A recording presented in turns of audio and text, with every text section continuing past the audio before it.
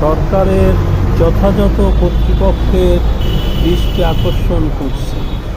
বিষয় যানজটের কারণে ঘরে ফেরা মানুষের অসহনীয় কষ্ট ও ভোগান্তি সম্পর্কে। দোকানপাট ও অফিস আদালতে সারাদিন হাড়ভাঙা খাটুনি শেষে রাতে ঘরে ফেরার সময় ঘন্টার পর ঘন্টা রাস্তায় দুর্বিষহ জ্যামে পড়ে থাকা। একে তো জ্যৈষ্ঠ মাসের কঠিন গরম, আর দিন শেষের ক্লান্তি সবে মিলে মানুষকে নাজেহাল করে তোলে। জীবনটাকে যেন মনে হয় অসহায়, ব্যর্থ।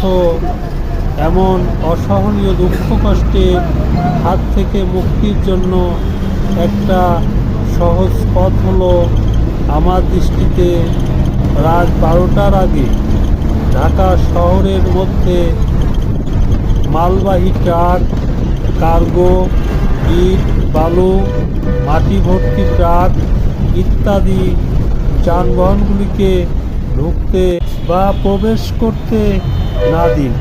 জানি না এ বিষয়ে কোনো আইন আছে কিনা।